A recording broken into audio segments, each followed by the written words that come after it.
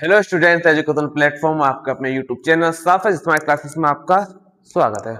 और हम पढ़ रहे हैं प्रेस्टीज क्षेत्रफल तथा आयतन नाम का चैप्टर, जिसमें अब तक हमने क्वेश्चन नंबर 7 तक कंप्लीट कर ली है। आज question number 8, question number 9 complete करके और एक्सरसाइज अपनी 12.1 कंप्लीट करेंगे, मतलब 12.1 क्या कर लेंगे, पूरा कंप्लीट कर लेंगे।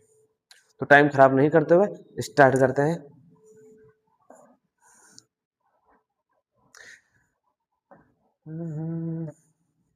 देखिए, क्वेश्चन नंबर 7 तो कंप्लीट कर चुके थे अब तक हम, और अभी हम क्वेश्चन नंबर 8 और 9 क्या करने वाले हैं, कंप्लीट करने वाले हैं।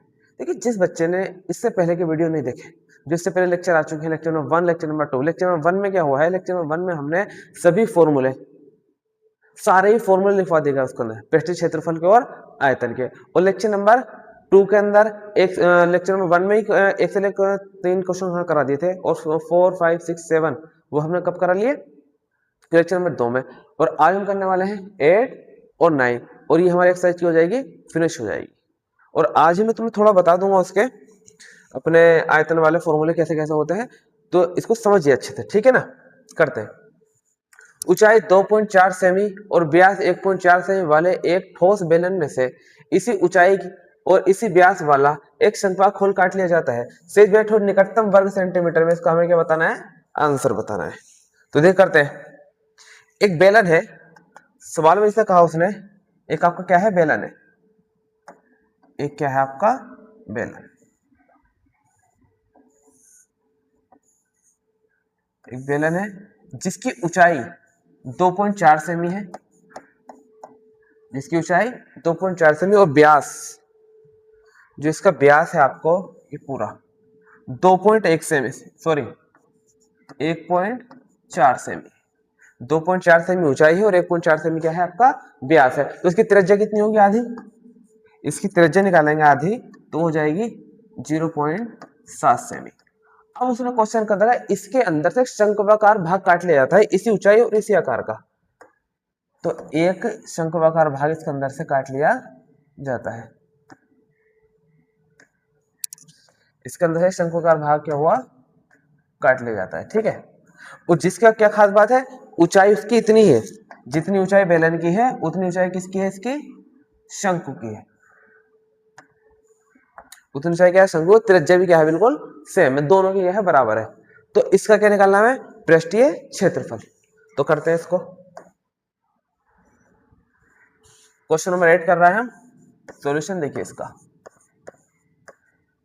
चित्र से लिख दिया करो, डायग्राम से नोट करेंगे ना इसको। तो दोनों की ऊंचाई क्या है, बराबर है बिल्कुल। जो बेलन की ऊंचाई है वो किसकी ऊंचाई है, शंकु की ऊंचाई है। तो लिखेंगे बेलन की ऊंचाई बराबर शंकु की ऊंचाई, दोनों की ऊंचाई बराबर है ना। वो कितने रखे, h बराबर 2.4 सेमी, त्रिज्या भी दोनों की बराबर है 0.7 0.7 दोनों की। तो इसको भी नोट करेंगे, बेलन की त्रिज्या, बेलन की त्रिज्या बराबर शंकु की त्रिज्या, r बराबर 0.7 सेमी, दोनों क्या है, बिल्कुल बराबर है। हमें निकालना है पृष्ठीय क्षेत्रफल। तो करेंगे,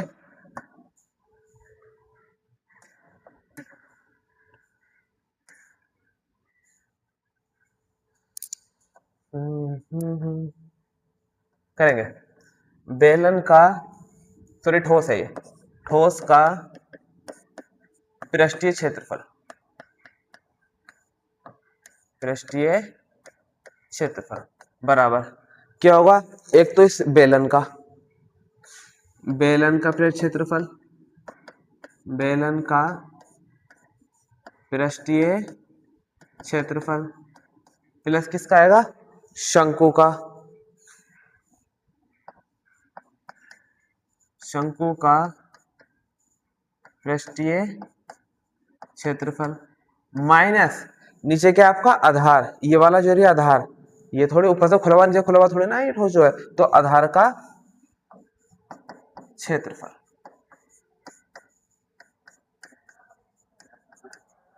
तो बेलन का होता है 2πRH, शंकु का होता है πRL, और आधार करेंगे तो πR²। आधार कर देंगे। अब मेरी बात सुनो, क्वेश्चन के अंदर क्या है, 2π के वैल्यू RH लगा देंगे, लेकिन L की वैल्यू नहीं है मेरे पास। और L कैसे बताया था निकालना, तिर्यक ऊंचाई। L क्या होती है आपकी, तिर्यक ऊंचाई। ये कहाँ निकालेंगे, साइड से निकाल लेते हैं, यहाँ निकाल लेता हूँ तिर्यक ऊंचाई। ठीक है, क्या होता है formula, L is equal to under root में R² प्लस H²। इससे पहले क्वेश्चन में आया था एक बार ये। तो L is equal to under root में R कितना है 0.7 का स्क्वायर, H कितना है 2.4 का स्क्वायर, L बराबर अंडर रूट में 7 का स्क्वायर और 49 यानी कि 2.4 प्लस 24 का 576 यानी कि 5 पॉइंट, हाँ सही है। तो L is equal to under root के अंदर ये हो जाएगा 6.25, नहीं 24 का करेंगे, सही तो हो गया, हाँ ठीक है। तो L बराबर कितना हो जाएगा, ये तुम्हारा 2.5 का हो जाएगा, सही है। कितना हो जाएगा 2.5, देखो जोड़ेंगे तो 5 तो 25 आ जाएगा, 6 तो 25 आ जाएगा, 2.5 का स्क्वायर आ गया।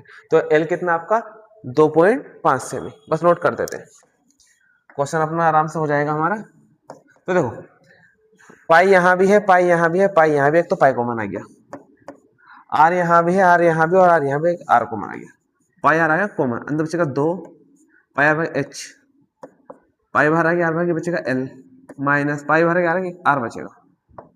वैल्यू लगाओ, पाई की वैल्यू 22/7 बोला, आर की वैल्यू 0.7, 2, H की वैल्यू 2.4 प्लस L की वैल्यू अभी निकालिए 2.5, R की वैल्यू 0.7। ये पॉइंट हटा लेते हैं यहाँ से, ऐसे कर लो यार, ये पॉइंट हटाया, नीचे एक 0 बढ़ा लो, ये हो जाएगा 22 गुणा 7, नीचे 10, 7 गुणा 10, अंदर देखो ब्रैकेट में 2 के करेंगे इससे, 2 चौक 8, 2 दूनी 4, 4.8 प्लस 2.5 माइनस 0.7, थोड़ा मिनिमाइज कर लेते हैं, दिख रहा होगा है ना, 7 से 7 कैंसिल, 22/10, अंदर देखो जोड़ेंगे इसको, 8 5 13 का 3, 8 5 13 का 3 हासिल लगा 1 2 4 6 7, 73.5 माइनस 0.7, इसके बाद 22/10 गुणा, इसको जो घटा माइनस कर लो, 13 में 7 गए, 7 में 7 गए 6 बचेगा, और 6.66, बस कुछ नहीं, मल्टीप्लाई कर दो अपना आराम से, जगह होने इधर कर देता हूँ, इसके बाद पे यहाँ कर देता हूँ, कितना बचा तुम्हारा है, गुणा कर दो, ठीक है आराम से हो जाएगी, इसे काट लो, नहीं तो ये बचा पॉइंट हटा के 0 लगाओ पहले, तो कितना हो जाएगा 22 गुणा 66 बटे में 100। अब देखो ऐसा नीचे 0 हो जाएगा ना, तो आराम से ऊपर मल्टीप्लाई कर लो, उसके बाद अपने गुणा हो जाएगी, है ना। 22 पंजे 110 और 132 का 2, 22 6 132 ही होते हैं, ठीक है, 132 का 2 हासिल लगेगा 13, 22 6 132, 132 और 13, 132 13 हो गए आपके 145 भाग में 2, तो 2 को पॉइंट लगा दो, तो 14.52 सेमी स्क्वायर। तो ये क्वेश्चन आपका कंप्लीट हो गया। अरे अच्छा, ये गड़बड़ होगी भाई, ये गड़बड़ होगी, ये हमने माइनस कर दिया, ये क्या कर दिया, ये होगा प्लस, तो यहाँ भी हो जाएगा प्लस और यहाँ भी हो जाएगा प्लस, यहाँ भी कितना हो जाएगा प्लस, यहाँ भी कितना हो जाएगा प्लस, यहाँ भी हो जाएगा प्लस, तो यहाँ चेंज करना पड़ेगा, तो मल्टीप्लाई करेंगे अगर हम इसकी ऐड करेंगे तो पूरा 8 आ जाएगा। अरे यार इधर कर लेते हैं, तो कितना हो जाएगा ये 22 गुणा 8 और बटे में 10, और 22 अट्ठे 176 बटे में 10, तो यहाँ से 0 हटा के पॉइंट लगाओ, 17.6 सेमी स्क्वायर, ये हो जाएगा हमारा आंसर। थोड़ी सी गलती हो गई थी उसके अंदर, यहाँ में माइनस कर दिया, इसको प्लस कर लेना, ठीक है। तो क्वेश्चन नंबर नेक्स्ट करते हैं अपना, नंबर आगे लास्ट है 9 है, ये है आपका क्वेश्चन। लकड़ी के एक ठोस बेलन में से बेलन के प्रत्येक सिरे पर एक अर्धगोला खोदकर निकाला हुआ एक वस्तु बनाई गई है, जैसा आकृति 12.11 1 2 में 1 1 में दर्शाया गया है। यदि बेलन की ऊंचाई 10 सेमी और आधार की त्रिज्या 0.5 सेमी हो तो संपूर्ण क्षेत्रफल ज्ञात कीजिए। ज्यादा भारी सवाल नहीं, हल करिए। देखिए क्या करते हैं, एक आपका बेलन है, एक आपका बेलन है, और बेलन का बारीक से बनाया तो ये क्योंकि आपका बेलन, ये आपका हो गया एक बेलन, और बेलन की ऊंचाई दे रखी है आपको। ऊंचाई कितने रखी है बेलन की उसने? 10 सेमी। ऊंचाई कितनी है? 10 सेमी, और त्रिज्या दे रखी है 3.5 सेमी। देखिए ऊंचाई दे रखी है 10 सेमी, 10 सेमी, और त्रिज्या दे रखी है इसकी, पूरा व्यास हो गया, आधी की होगी त्रिज्या 3.5 सेमी। यहां तक तो हो गया कंप्लीट। उसके बाद इसके अंदर से 2 अर्धगोले निकाल दिए, एक अर्धगोला इधर से और एक अर्धगोला यहां से, ठीक है। 2 अर्धगोले निकाल लिया, तो इसका पृष्ठ क्षेत्रफल बताना आपको कितना होगा। तो सिंपल करेंगे आराम से, बेलन का पृष्ठ क्षेत्रफल माइनस 2 प्लस 2 अर्धगोलों का पृष्ठीय क्षेत्रफल, और हमारा क्वेश्चन आराम से हो जाएगा। तो करेंगे इसको। क्वेश्चन नंबर 9 है, लिखो चित्र से, नोट करो, बेलन की ऊंचाई h इज इक्वल टू कितनी है? 10 सेमी। त्रिज्या लिख देते हैं, बेलन की त्रिज्या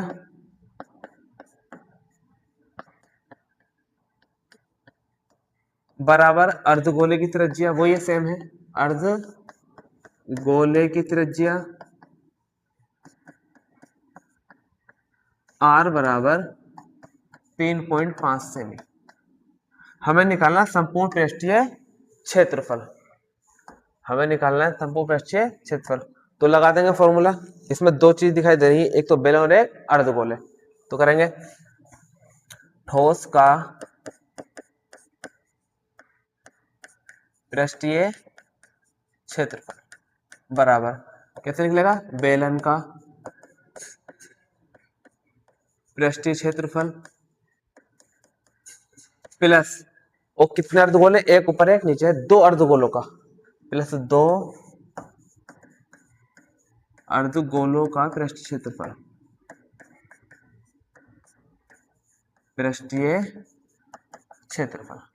तो बेलन का होता है 2 पाई आर एच प्लस 2, और अर्धगोलों का करना हमें, 2 अर्धगोलों का कितना होगा? अर्धगोलों का पाई आर स्क्वायर। अर्धगोले का 2 पाई था, 2 से मल्टीप्लाई कर देंगे, आराम से हो जाएगा, ठीक है। तो कॉमन देखो, 2 यहाँ भी है, 2 ये पाई यहाँ, पाई है, आर यहाँ, आर यहाँ, तो 2 पाई आर लिया हमने कॉमन, अंदर बचेगा h प्लस 2 बचेगा, 1 पाई आर, 1 आर बचेगा, 2 पाई का मान 22/7, आर का मान 3.5, अंदर h का मान 10 प्लस 2 3.5, सबकी वैल्यू लगा दी।